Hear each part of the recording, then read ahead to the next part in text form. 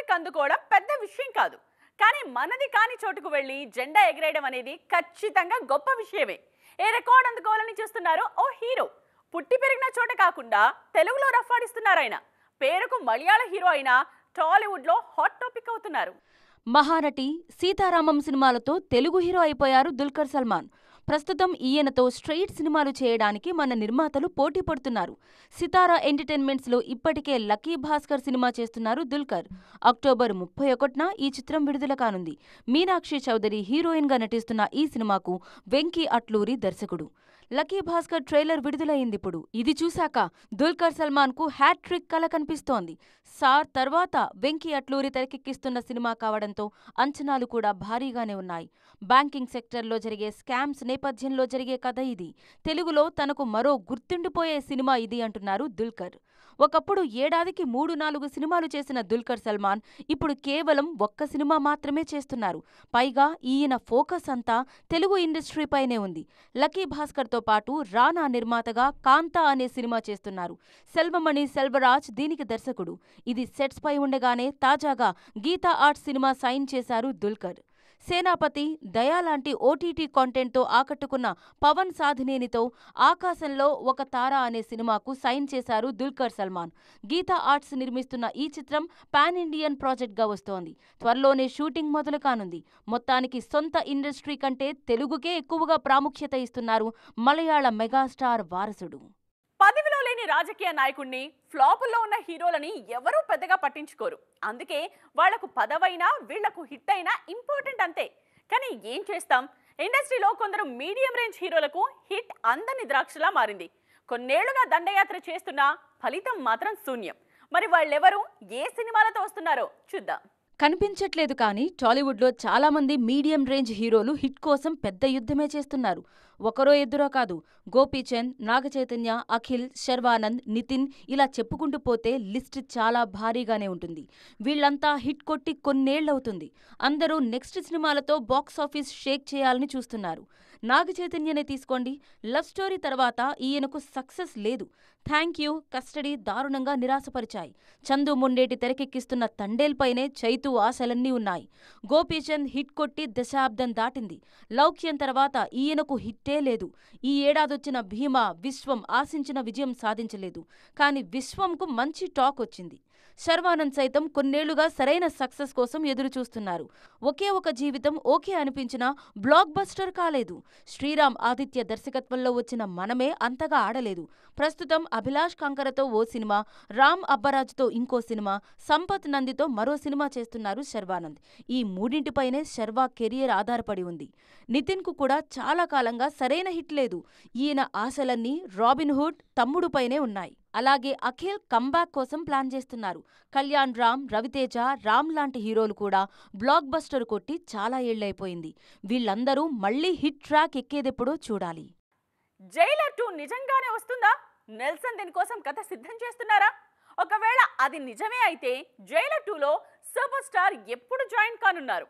ఈ సినిమాపై official confirmation ఎప్పుడు రానుంది? అసలు జైలర్ 2 స్పెషాలిటీస్ ఏంటి? ఇందులో రజనీ కాకుండా మరో హీరో ఎవరైనా ఉన్నారా? జైలర్తో బ్లాక్ బస్టర్ కొట్టిన రజనీకాంత్కు వేటయన్ కాస్త బ్రేకులు వేసింది. మంచి కాంటెంట్తోనే వచ్చిన ఈ సినిమా ఎందుకో గానీ ఆడియన్స్కు అంతగా కనెక్ట్ అవ్వలేదు. తమిళంలోనూ వేటయన్కు ఆశించిన వసూళ్లైతే రావట్లేదు.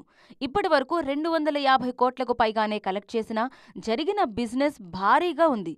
అందుకే వేటయన్కు నష్టాలు తప్పేలా లేవు.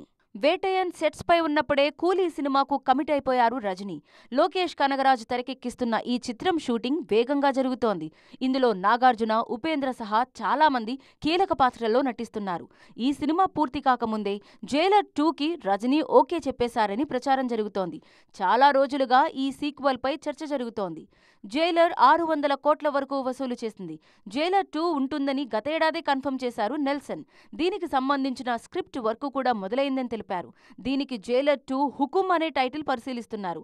ఇక ఈ సినిమాలో రజనీతో పాటు ధనుష్ కూడా కీలక పాత్రలో నటించబోతున్నట్లు ప్రచారం జరుగుతోంది. ఈ మాజీ మామ అల్లుళ్లు కలిసి నటిస్తే స్క్రీన్స్ షేక్ అవుతాయేమో చూడాల్సిందే. టాలీవుడ్లో అవకాశాలు ఇచ్చినా, అందలం ఎక్కించినా ఎందుకో తెలియదు కానీ ముద్దుగుమ్మల మనసు మాత్రం బాలీవుడ్ పైనే ఉంటుంది. తాజాగా మరో భామ కూడా ఇదే చేస్తున్నారు.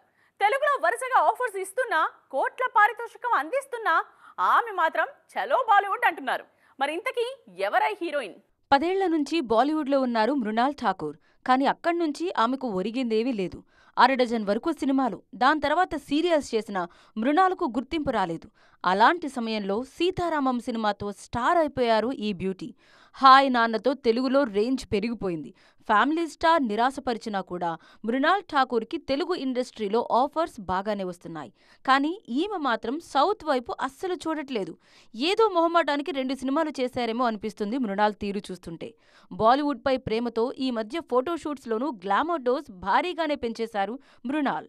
ఈ మధ్య సంజయ్ లీలా భన్సాలి నిర్మాణంలో ఒక రొమాంటిక్ ఎంటర్టైనర్కే ఓకే చెప్పారు. సిద్ధాంత్ చతుర్వేది ఇందులో హీరో. శ్రీదేవి చివరి సినిమా మామ్ ఫేమ్ రవి ఉద్యావర్ దీనికి దర్శకుడు. దీంతోపాటు సన్ ఆఫ్ సర్దార్ 2 సినిమాలోనూ నటిస్తున్నారు ఈ బ్యూటీ. మరో 2 సినిమాలు చర్చల దశలో ఉన్నాయి. మొత్తానికి బాలీవుడ్లోనే సెటిల్ అయిపోవాలని చూస్తున్నారు మృణాల్.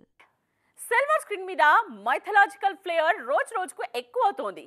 ఆల్రెడీ ఆది పురుష్తో తన ఇంట్రెస్ట్ చూపించారు డార్లింగ్ ప్రభాస్. ఆయన బాటలోనే నడుస్తున్నారు యష్ అండ్ అదర్స్. ఇప్పుడు టాక్స్ లో ఉన్న ప్రాజెక్ట్స్ ఏంటి?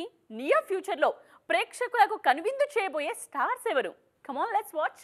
మర్యాద పురుషోత్తముడిగా డార్లింగ్ ప్రభాస్ కనిపించబోతున్నారనే వార్త ఆ మధ్య ఓ సెన్సేషన్. థియేటర్లలో మెప్పించలేకపోయింది గాని ఆ సినిమా క్లిక్ అయి ఉంటే పౌరాణిక పాత్రలకు యమా జోరొచ్చేసేది. ప్రభాస్ పౌరాణిక పాత్రలో చేసిన సినిమా ఆడలేదన్న కొరతను కొంతైనా తీర్చింది కల్కి మూవీ. ఆలస్యమైందా ఆచార్యపుత్ర అంటూ డార్లింగ్ చేసిన పర్ఫార్మెన్స్ చూసి గూస్ బంప్స్ వచ్చాయని ఓపెన్ అయ్యారు యంగ్ రెబల్ స్టార్ ఫ్యాన్స్. ఆ సినిమాలో అర్జునుడి క్యారెక్టర్లో విజయ్ దేవరకొండ కూడా అదుర్సను మెచ్చుకున్నారు. ఫ్యూచర్లో అర్జునుడి క్యారెక్టర్ ఎప్పుడు చేయాల్సొచ్చినా Vijay Deverakonda the best option అంటున్నారు క్రిటిక్స్. కేజీఎఫ్తో మెప్పించిన రాఖీ భాయ్ ఇప్పుడు నార్త్లో రావణాసురుడి క్యారెక్టర్ కోసం ప్రిపేర్ అవుతున్నారు. నార్త్లో రణబీర్ కపూర్ రాముడిగా, సాయి పల్లవి సీతమ్మ తల్లిగా, యష్ రావణాసురుడిగా రామాయణం స్పీడ్గా జరుగుతోంది. ప్రశాంత్ వర్మ తెరకెక్కించే జై హనుమాన్లో హనుమంతుడి పాత్ర కోసం రిషబ్ శెట్టి కనిపిస్తారన్నది లేటెస్ట్ న్యూస్. హనుమాన్ క్యారెక్టర్ని యష్ చేస్తారా, రిషబ్ చేస్తారా అనే డైలమా మొన్నటి వరకు నడిచినా ఇప్పుడు రిషబ్ పేరే బలంగా వినిపిస్తోంది. ఆల్రెడీ కాంతారాకు స్ట్రాంగ్ ప్రీక్వెల్ చేస్తున్న రిషబ్ హనుమంతుడిగా ఖచ్చితంగా మెప్పిస్తారనే కాన్ఫిడెన్స్ ఉంది సినీ సర్కిల్స్ లో. ఇది వాటి సైన్ మార్ట్ 2.0. మరో ఎపిసోడ్ లో మళ్ళీ కలుద్దాం. దిస్ ఇస్ నేత్ర సైనింగ్ ఆఫ్.